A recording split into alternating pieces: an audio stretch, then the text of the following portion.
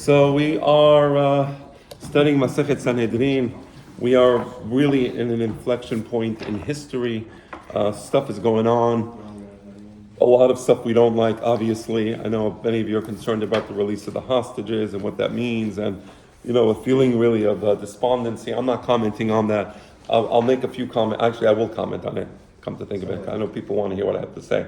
So the first comment I have is I'm happy I'm not making any decisions. I would hate to be the person who votes in favor of releasing and then Barminan, the people we release on the Hamas side end up killing somebody. I would not be the one to vote against releasing Barminan. The families are suffering. They want their loved ones back. So first comment I have is I'm happy I'm not in a position where I have to make that decision. I don't envy the Israeli government. I don't envy anybody there in the cabinet that will be voting or that has voted. Apparently the vote has taken place on the hostage release. Number two, the next thing I would say is that my guess is that the hostages are spread out over Gaza. And that because they're spread out over Gaza, any operation to rescue one hostage could potentially result in the death of the other hostages. There's probably some interconnection there. So they intentionally spread them out. Probably that's part of what's happening. I don't know. This is not based on intelligence information or anything that you guys don't have access to. I'm just speculating. I'm going to say another thing, and this is the craziest thing. And the camera is recording, and you're going to hear this. And I actually mentioned this. My kids know about it. I spoke to Albert LeBoz about it. He can testify that what I'm saying is true. Okay, so the first part of what I'm saying is as follows. October 7th in the morning, we all woke up and horrible news and crazy. Okay, October 7th at night, many people had a dream, had nightmares, okay, that there was an attack in Israel. Many Jews in Israel had nightmares. My daughter had a nightmare the night of Kippur, a few nights before, like a week before, that there's a terrorist in the house and that she's running away. She's trying to take her younger sister to save her younger sister from the terrorists. She also had a dream, right? Many people had a dream that night. Many people had a dream a few nights before. My mother-in-law, the morning of the attack, before the attack started, she was in Ra'anana. We had no idea what's happening. She had a nightmare that there was an attack taking place. She called my wife, who was in the house, please come to the room. I was like, what's going on? And then after she comes to the room, suddenly sirens go off. It was the craziest thing. I have a Talmid of mine in Israel. He called me up. He was very scared. He had a horrible nightmare that night also. It's really weird stuff. I myself, the day of Hoshana Rabbah, I was completely out of it. Something was going on. My kids were asking me, Daddy, what's wrong? I didn't know what was wrong, obviously, because I didn't understand. But something was happening. But this is the craziest part. And my kids can testify to this. I spoke to Albert LeBoz about this. I don't want to mention it in public because I don't like making predictions about things. Many of the people who had the dream, in the dream, somebody came to them and said, day 46 of the war. That's what they said in the dream, day 46 of the war. That something will happen, right? Today is day 46 of the war, okay? So this is crazy stuff. This is crazy stuff happening. Hashem was sending a message to people that there's no nevuah today, nobody's a Navi, I'm not a Navi, these people are not Naviim, my daughter's not a Navi'ah, my mother-in-law is not a Navi'ah. But Hashem is sending us messages. It's really weird what's happening. So there's something going on. I don't know what it is, but it's day 46. And I thought, it could be that it's just nonsensical. Sometimes you have a dream and parts of it are real and parts of it are nonsense. I said, okay, so a few people saw day 46, but apparently it wasn't just nonsense. Yeah, day 46. Today is the day that suddenly, boom, Netanyahu announces they had a cabinet meeting and they're going to be going forward with some deal with Hamas. That's like doing a deal with the devil. I mean, that's more than that I can't see. No, I don't want to insult the devil. Even the devil wouldn't want to be associated with the deal with Hamas. So I don't have an opinion. Is it a good deal? Is it a bad deal? I'm personally very upset. I can tell you that I'm very upset. YouTube meaning I'm not in a good place now. It really upsets me. I was hoping they'd be able to rescue the hostages and but the good part is that I'm hoping, I pray to God that once they get the hostages back, they just, they continue what they're doing because they've been doing a fabulous job, right? So that's it. I don't know if there's any questions. I'll take them. Is this exactly what they wanted, Hamas? to some level that Israel releases on their side? Yeah, exactly. Meaning it's a victory for Hamas. Absolutely. That's why I'm upset. Because anyway, you look at it, you say, okay, we're getting hostages back. That's great. Okay. Hazat, the families, Hazat the hostages. I mean, forget it. It's like, I can't even think about it. But yeah, you're right. It's terrible. It's terrible. Any way you cut it, even if you're in favor of the deal and this and that, it's horrible because these people, they're evil people, right? And they shouldn't be having any victories. Listen, the truth of the matter is, and maybe I shouldn't be so. The camera's on. I can't shut it off because it's whatever. The truth of the matter is, yeah, I'm not going to say it. Okay, maybe after the class. Okay. Cut it out if you want. Yeah, I don't want to. do what? You cut it out in post. Yeah, no, I just whatever. Listen, there's a problem. Let me just say the following. I'll say the following. I'll get to you in a moment. I want to hear what you have to say. There's a problem. People, so Westerners have this weird thing, we think that everybody thinks like us, right? So we think, the Western world, what do you want? You have a nice house, a nice car. You just want to live and enjoy your life, and you're assuming that everybody's like us. And no, that's not true. Everybody's not like us. Much of the Arab, not all of the Arab world, there's many normal countries, Bahrain, Saudi Arabia, apparently there's Abu Dhabi in Saudi Arabia, there's United Arab Emirates, but a lot of the Arab world, particularly the Palestinians, particularly the Iranians, they're miserable wretches. But they're not miserable wretches because they didn't have the opportunity to have good lives. Gaza is stunning. They call it an open-air prison. Gaza is stunning. It has the most beautiful beachfront property in the world. Certainly nicer than Long Island. I mean, the beach is there. It's a Mediterranean water, gorgeous, aqua blue. It's not an open-air prison. The people who live in Gaza are miserable wretches because they're miserable people. Meaning they don't want to have a good life. They could have had a good life. They didn't have to vote for Hamas. They could have voted for moderate Palestinians. They could have used the pipes. They got pipes to make water treatment plants for their people, and they use those pipes for rockets. They didn't have to use it for rockets. They got billions and billions of dollars. They could have used it to educate their kids and for to better their lives. They didn't. They got agricultural greenhouses, the most advanced greenhouses in the world. They burnt them to the ground. They got beautiful buildings, beautiful Jewish neighborhoods. They burnt everything to the ground. So they are miserable people. And I know it's hard for us to believe. We're Westerners, so we think, oh no, if you give them an opportunity for a good life, of course they would want a good life. And the reason they're against Israel is because Israel's denying them the good life. That's incorrect. But we're thinking that because we're Westerners. Anybody who comes from the Arab mentality, unfortunately, the Arab mentality is not Western. So that's the situation. And, so if you think that just you could have two-state solution, peace, nobody wants this. And let's continue. Okay, we're going to study now Gemara. Gemara we can all agree upon. So Amar Ullah, Ullah Rameh. Ullah, he points out a contradiction between two verses. These two verses, they both describe what's going to happen in the Messianic era. The first verse says as follows: Billah hamavet lanesach. God has wiped out death forever. Meaning, at the point of Techiyat HaMetim, what's going to happen is, it's not just that the dead will come back to life, but there will be no more death. And there will come a point where, because there is no death, human suffering, the tears that fall upon people's cheeks as they're crying, that will be no more. So that's one pasuk. So one pasuk says, no more. Uchtiv, ki hana'al ben me'ah shana yamut. There's a verse that says that in the days of the Mashiach, if a person dies at the age of 100, they're going to say, what? Oh, right. There's a pasuk that says that if a person dies at the age of 100, exactly, we're going to say, oh, this poor person, he died at such a young age. Ki hanan, he was only a child. He died at the age of 100. Ki hanan ben me'ah shana yamut. Lo yeh misham od yamim.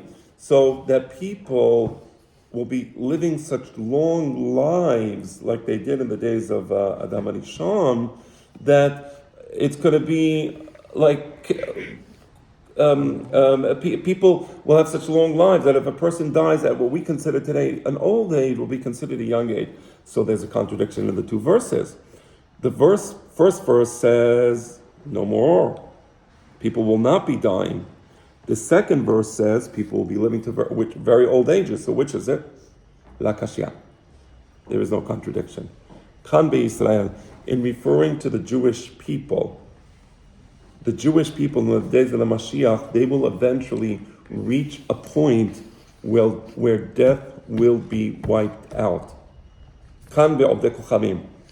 And with respect to the Goyim, because the world will be so different that people will live to the age of 1,000. But those who decide to join the Jewish people, meaning the Jews, of course, us, and anybody who decides to join the Jewish people, will have the Torah, and the Torah is called an Es Hagim. Es Hagim Hila Machazikim Ba. We will see this in the Messianic era, where people following the Torah will live forever. Now, what does it mean we'll live forever? So, it's similar to what the Gemara says in Masechet Hagigah, that there's 10 people who went straight to Olam Haba, right? So these 10 people went straight to, for example, Chanoch, right? Ki anenu, ki lakachoto Elohim. For example, Rabbi Yoshua ben Levi. For example, Eliyahu Hanavi, right? The Gemara has a list of people there that went straight to Olam Haba. What does it mean to go straight to Olam Haba? So normally, death is a traumatic experience. There's like this rupture in the person's existence. In the future generation, it's almost like a person will climb up the ladder and go to Olam Haba. It's like there's going to be like this connection between this world and the world to come, and there won't be that rupture. But that ladder will be there for Am Yisrael. So Am Yisrael will live eternal lives. The Goyim, they're going to live very long lives, but they won't live eternal lives. All right, let's continue. ועובדי כוכבים, מה יבעו הטעם? הנח תכתיב בהו ועמדו זרים ולעו שונאיכם ונכל אקיריכם וחולמיכם. And the Gemara says, why are the Goyim going to get such a tremendous benefit in the days of the Mashiach? And the answer is because there's going to be many Goyim who support the Jewish people. And by the way, you see that today. You see many Goyim, they're genuinely concerned about what's happening in America, right? Jake Tapper, CNN, has been very pro-Israel. Surprising. Democrat, progressive, left-wing, very pro-Israel. Other people on the right wing, anti-Israel, right? So what the Gemara is saying is, those Goyim who feel a sense of, we want to help the Jewish people. The Pasuk says, they will be the shepherds, they will be our farmers, they will be those who tend to the vineyards, meaning those Goyim who want to bring good to the Jewish people, those Goyim will be blessed by God and they get to live long lives. But the other Goyim, the Amalekim, in Yemot HaMashiach, the Pasuk says that the Egyptians will also be against the Jewish people, notwithstanding all the miracles, that they're going to be cursed by Hashem. So there's going to be three classes of people. There's going to be Am Yisrael will be at the pinnacle. Am Yisrael will be those who have the Es Chaim, the tree of life. And they will go straight to Olam Haba without any death. There will be the Goyim who support Am Yisrael. They're going to live very, very long lives, 1,000 years and plus. And then you're going to have the Goyim, the Amalekim, they're going to be a minority, and they're going to have no benefits in Yemot HaMashiach. Right. All right, a series of Pesukim. Rav Chisda Ames. So now Rav Chisda is going to bring two Pesukim that apparently contradict each other. We just had Ulla. Ulla was a rabbi in Eretz Yisrael. Rav Chisda was a rabbi, a Chacham in Babel. He was in a place called Surah. And he also brings two Pesukim that describe what's going to happen in the Messianic era. Ketiv. One Pasuk says, V'chafera ha'levana. One Pasuk says that the moon will cover its face in shame.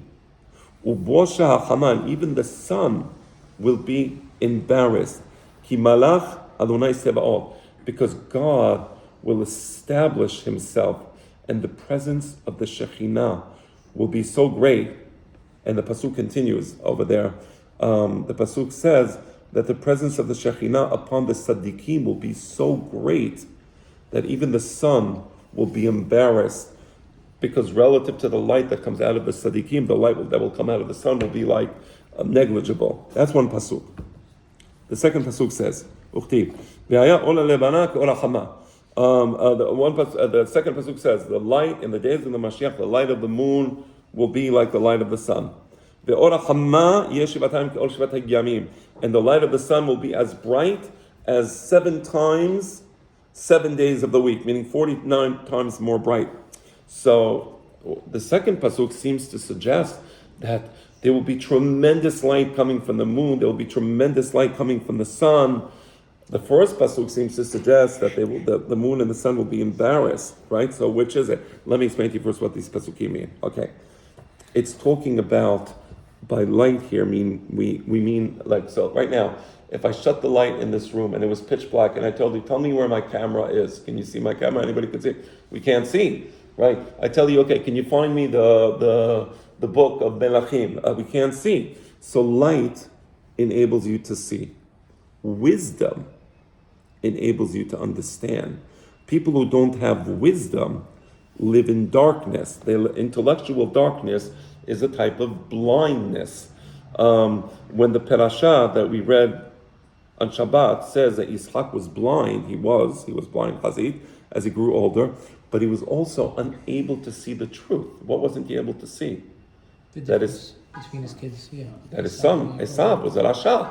So you see how blindness takes 2 forms, right? There's a physical blindness, and then there's a deeper type of blindness. So when it's talking about how the sun will shine brightly, what it means is that the wisdom will be so immense in the world, it will be there for all to see. Anybody who wants intelligence, anybody who wants discernment, anybody who wants to understand the truth, will be able to get it automatically. It will just be there available. So the same way there's sunlight in the sky, there will be wisdom in the air.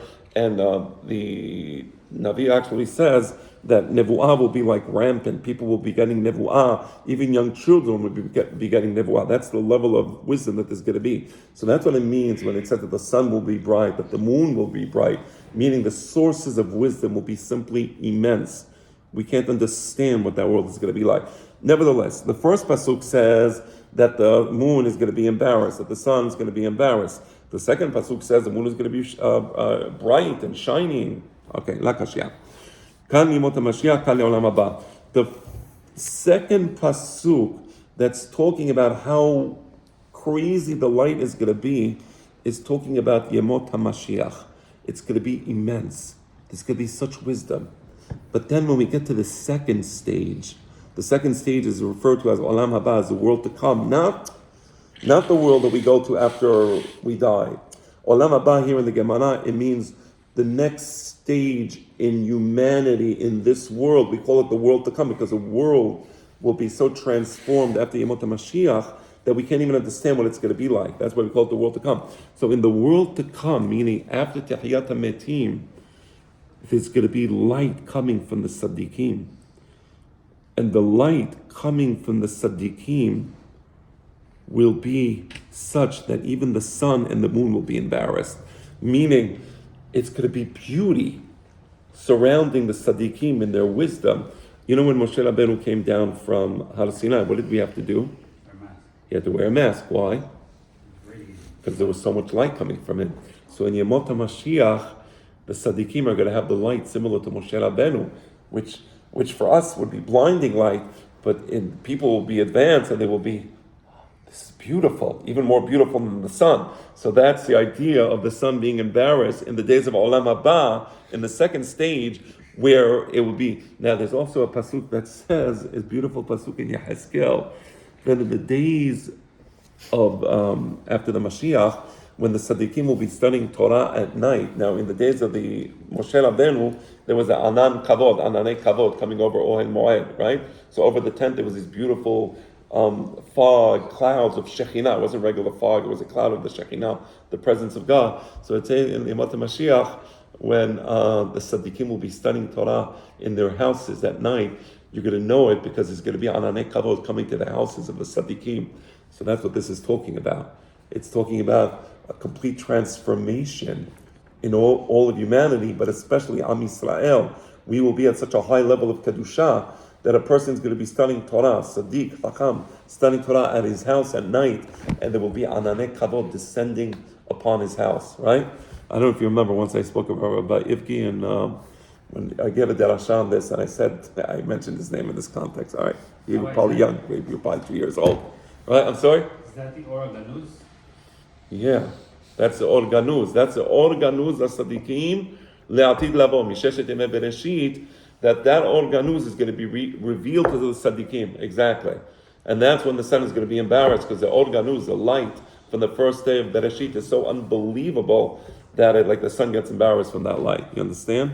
Yeah. Very nice, brother. Good point. Good that you brought that up. Thank you. All right. Let's continue. Now, there's a machloket, and Shemuel disagrees.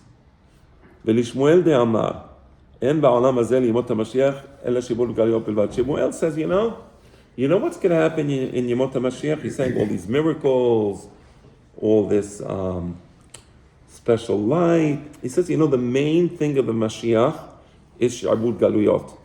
What does Sha'bud Galuyot mean? Sha'bud Galuyot means that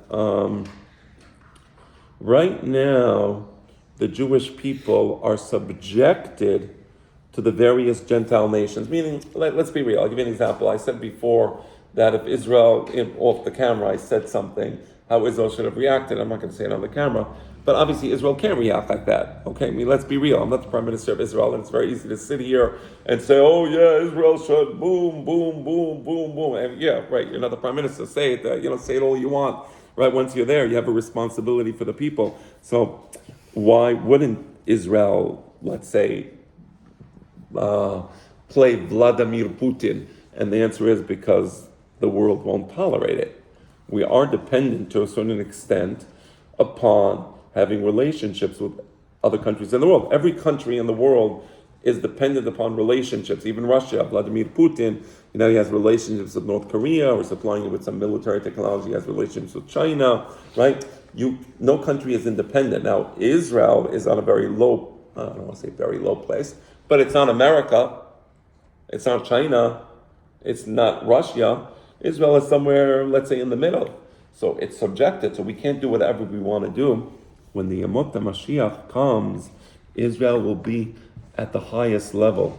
We will be the apex nation above all the other nations, and we will have this freedom. So according to Shemuel de-emphasizes the miraculous elements of Yemot HaMashiach, and rather, instead he focuses on the political consequences. And the political consequences are that we will be a free nation. We sing in the Tikva, Liyotam Chofshi Be'artzenu. So I would have phrased it a little differently. I wouldn't use the word Chofshi. I would have used maybe a slightly different word, but it doesn't matter.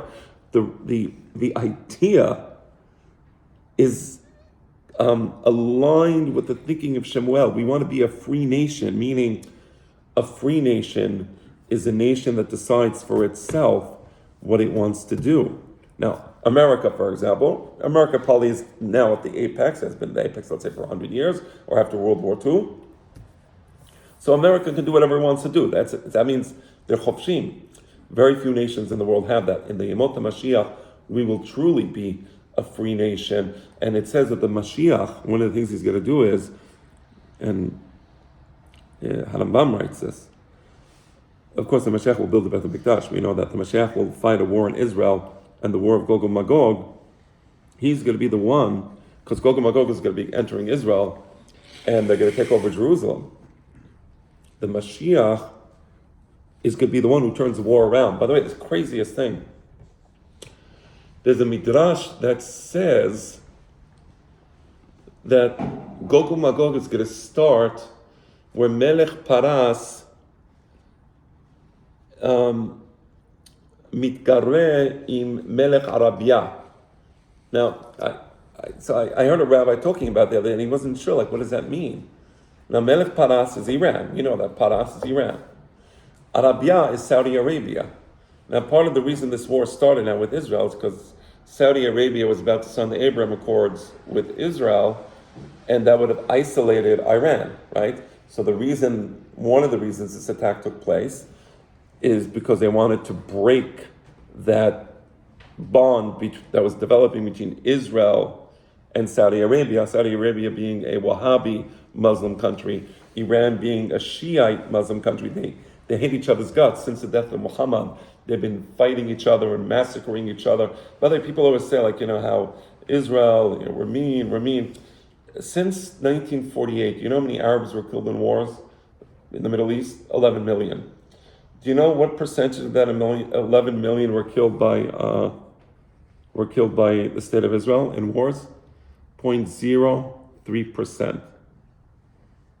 Not 0.1, not 1%, 0.03%. A third of a percent of the 11 million Arabs killed over the decades since the creation of the state of Israel were killed by other Arabs. They're all fighting each other. There's always been an eternal war. They hate each other. Assad has killed over 1 million people in his country, and he continues.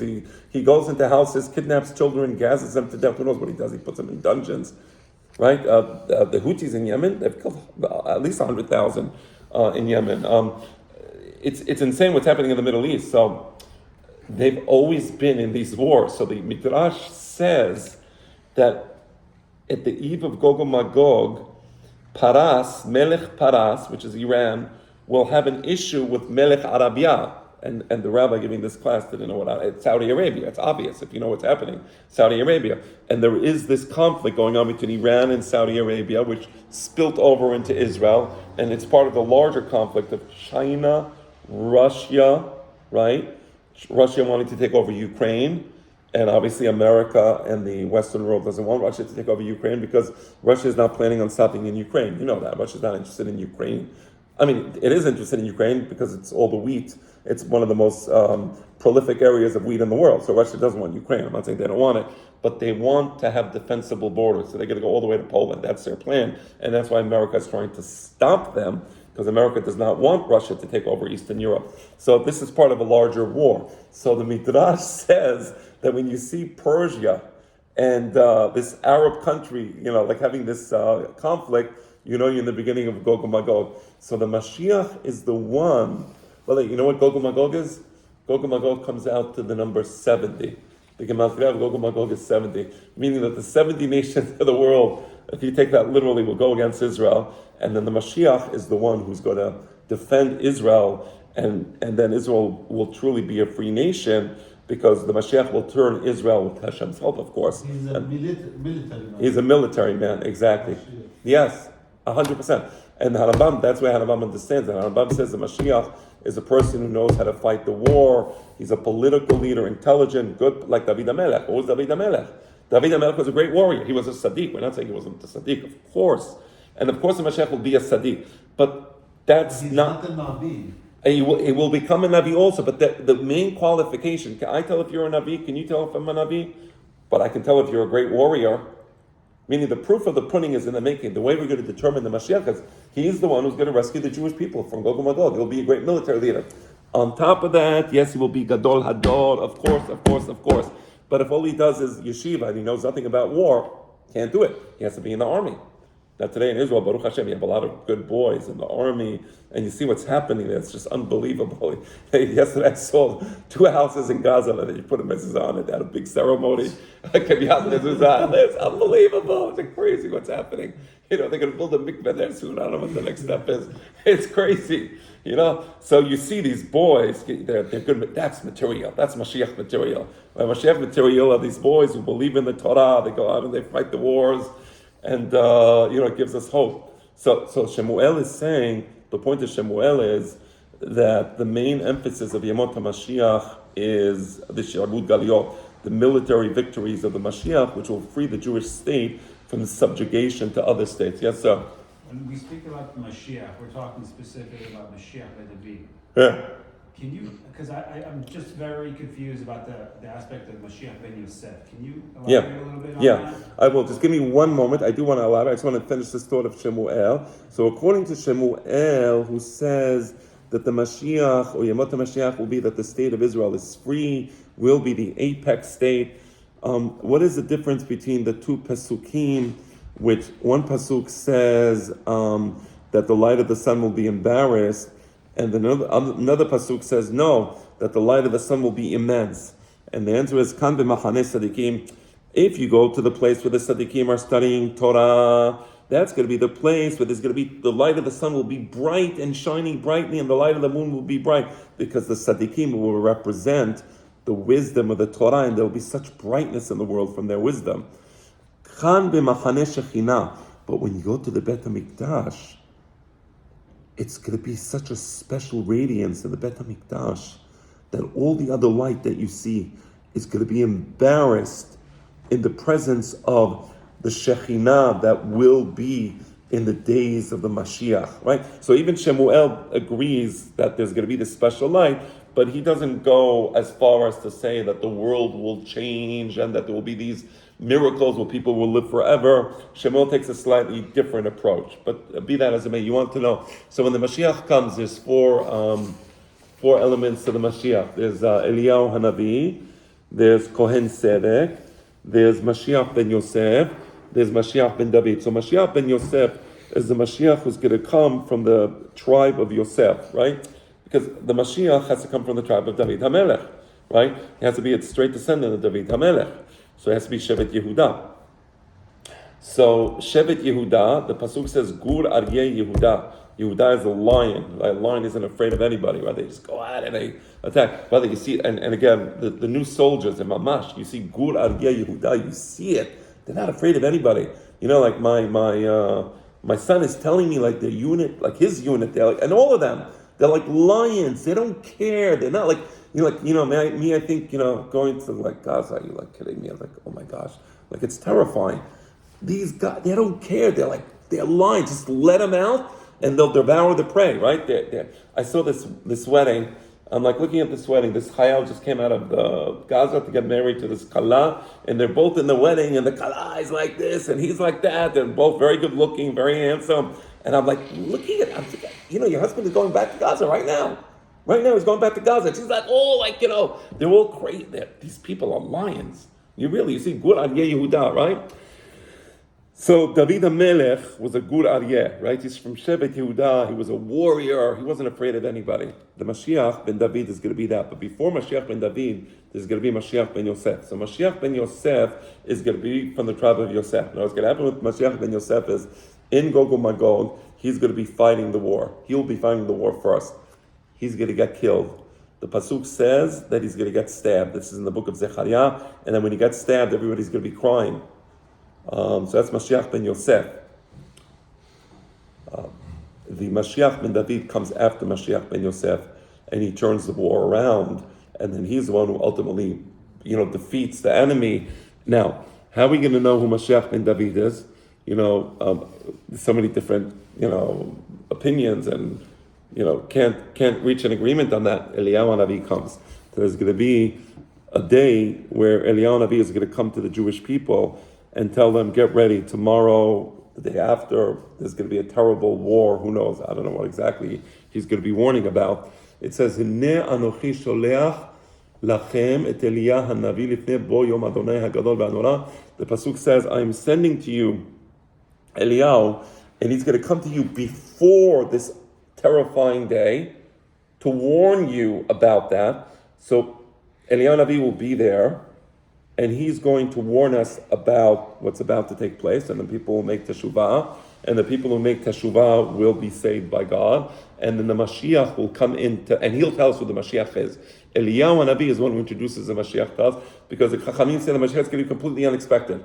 Like, it's not going to be somebody you think or somebody you know. It's not going to be like, the chief rabbi, no, it's going to be like somebody you never heard of, and suddenly he's the Mashiach? Like, who is he? Yes. He's going to be introduced as the Mashiach? Yes, Eliyahu Hanavi. Because of his actions. Right, so interesting. Which is going to come first? I don't know, but Eliyahu Hanavi is going to take the Shemen HaMishcha, the special oil that's hidden for the king, and he's going to anoint the Mashiach with that oil. Exactly. That's what's going to happen. Are we going to know who Mashiach ben Yosef is? Yeah. We will at what point in time? Right, because if you know he's there and then he gets stabbed, let's say, for example, then you know what's could eventually happen, right? Yes, so you could have some hints. Follow it, like, somewhat as it's happening? So that's an interesting question. What is this war called, by the way? The War of the Swords. It's really weird that they called it that, right? I don't know what that means. I'm just pointing it out. There's a lot of weird stuff happening, by the way. Just so you know, there's a lot of really weird stuff happening. I mentioned this, I think, 2 weeks ago, that I when I studied the book of Daniel years ago, I made a list of like a Jewish calendar, like Avraham Avinu born 1948, all like the different dates, when Noach was born, when he died, Shem ben Noach, like Shem was 600 years old, so Shem lived through the days of Avraham Avinu, and he lived through the days of Yitzchak. And okay, so one of the things I did is because Daniel has like these interesting pesukim where he discusses the future days, and there's these numbers in the book of Daniel. So just a kind of as a, just for my own personal, there's I guess nothing good on TV to watch. No, I enjoy studying Torah, right? So for my own personal enjoyment, I started playing with some of the numbers in the book of Daniel. I don't publicize these things. I mention that a lot. I don't publicize these things because the Gemara says to pach ruham shel mechashve kisim. The Chachamim said those people who go out in public and say the Mashiach is coming on this day, the Mashiach is coming on that day, their spirit should be like blown out, right? So I don't publicize, but for myself I can do it. So anyways, I'm sitting with my kids, Shabbat meal a few weeks ago, and I'm like, and I didn't look at these papers for many years. I wrote it like the year 2001. That's when I wrote the paper with all these dates. And I look at it, and it says the year 2023, World War. That's what it said. I can show you the papers. I have it. The old papers. You see, I printed it in this, remember in Microsoft 2000? Like you see like the old like colors and all that. 2023. Now the reason I made that calculation is because Avraham Avinu was born 1948, and the World War described in Perashat Lech Lecha is when he was 75 years old. So if the state of Israel was born 1948, I figured 2023, 75 years later, there's going to be a world war with hostages. So it's like, whatever, it was a guess. It wasn't, So... What happens after that? So that's the thing. So to answer your question, Ask the boys. we can, after something happens, we can kind of like, oh, okay, that kind of makes sense, right? This makes sense. 2023 hostages, Avraham Avinu, year 2023, his nephew was taken hostage. He enters a world war. You see the correlation. It's like obvious. Like you just see it. It's like, okay. But would I have said it beforehand? I would never have said it beforehand. I wouldn't do it. Like even the thing about the 46th day, I told Albert LeBols privately, I actually called him up. I said, Albert, I'm telling you, day 46, I don't know if it's true. And I actually said, I don't know if it's true. But in case it happens, I wanted somebody other than my wife and children to hear the day 46. So we actually texted each other today about that. I was like, yes. I'm sorry. So will Mashiach ben Yosef be revived as well during Techiyat HaMetim? Yes. All the tzaddikim will be revived during Techiyat HaMetim, of course. Absolutely. Absolutely. Yeah, and there was a fourth one. I got to you. I said there's Eliyahu Navi, Mashiach ben Yosef, Mashiach ben David, and there's Kohen Sedek. The Kohen Gadol also will be announced by Eliyahu Navi, who is worthy of being the Kohen Gadol. So these are the four that come during the days of the Geulah. And then, of course, we need the Bet HaMikdash. We have the Kohen Gadol, we have Eliyahu, we have the Mashiach. We need the Bet HaMikdash. Your question. Does Eliyahu Navi introduce or also appoint the Mashiach? Like how does the Mashiach know he's the Mashiach? Right, so he'll introduce the Mashiach to us, and then he will anoint him with the Shemen HaMishcha, thus inaugurating him as the king of Israel. Once the Shemen HaMishcha is poured on his head, he is considered the king of the Jewish people. Amen, king. So before I'm sorry. so before Eliyahu Navi, the Mashiach, or to be Mashiach, doesn't know. Maybe not. Probably not. I can't speak for him, but I'm assuming he's humble, and he probably would. Like when Shaul, when Shemuel came to Shaul, he was like, "What are you appointing me as king?" And then even when Shemuel came to David HaMelech wasn't even there. Like Shemuel HaNavi comes to the city of Bethlehem. He says, one of the sons of Yishai is going to be the Mashiach. It's going to be, meaning he's going to be the king. That was Mashiach Mashuach. And David HaMelech he wasn't even home. Like he was like, nobody even bothered to call him home. Like, who is he? And Shemuel HaNavi is there. He's telling Yishai, one of your sons is going to be the Mashiach. I've come here, and he's looking at the sons. He's looking at the first one. He's like handsome, tall. Hashem says, not him. He goes to the second one, the third one, gets to the seventh one. Not him. So Shemuel is looking at Yishai. Yishai is looking at Shemuel. It's like, well, what's going on? Like God told me one of your sons is the Mashiach, but meanwhile, each one of your sons And Yishai's like, I don't know what to tell you. So Shemuel finally tells him, don't you have somebody, isn't there somebody else? Like, is there somebody else? Like, there has to be another son. So Yishai is like, okay, listen, I didn't want to say this, but I got this redhead. He's nothing special. They thought David HaMelech was like nobody.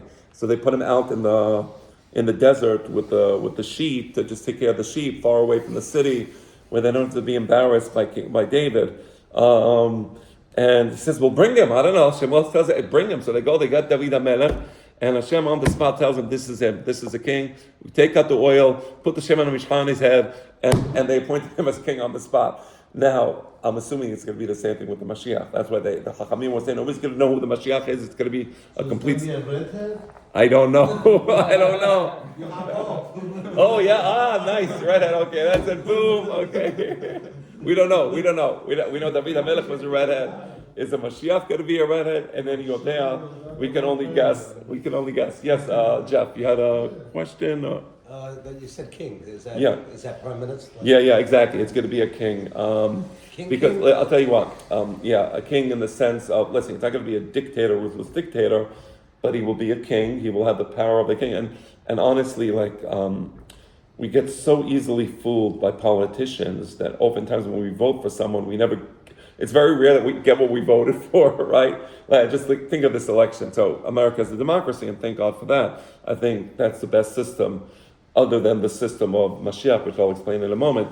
But, we're going to have Joe Biden against Donald Trump. I'm not trying to be mean to either of them, but I think if you ask most Americans, I bet you Democrats would like to have a better selection than Joe Biden. I think also Republicans, maybe we want somebody, maybe... No, again, I'm just saying that democracy has its limitations, right? Some people would say, Hajj, we don't want... I'm not saying my opinions, but I didn't give my opinion. I'm not giving my opinion about Trump or Biden because my opinion is irrelevant. I'm just pointing out that democracy is limited in so much as we don't always get what we voted for, right? So... the nice thing about the Jewish system of Mashiach is God is telling us, he's the guy. He's an amazing king. Choose him, your lives will be good, right? If God votes for somebody, he has my vote, right? Does anybody say, oh no, God doesn't know what he's talking about, I prefer...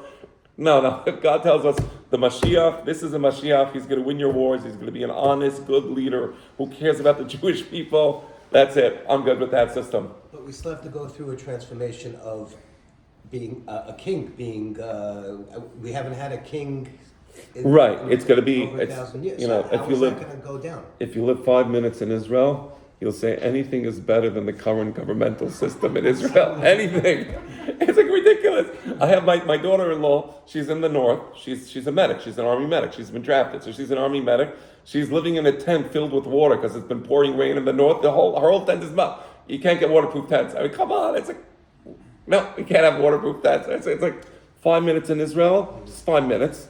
5 minutes is enough. You will say, please God, give me the Mashiach. I can't take it anyway. It's ridiculous. The country is, I love Israel. It's my favorite country in the world. I love Israelis for sure. I love the whole thing. But the government there is a bit disorganized. Let's leave it at that. A bit disorganized. Yes. Okay. What time is it? 9:23. Okay, let's continue. So we have a few minutes. Okay. We had a lively discussion about Mashiach, okay? Now we'll get back to the Gemara.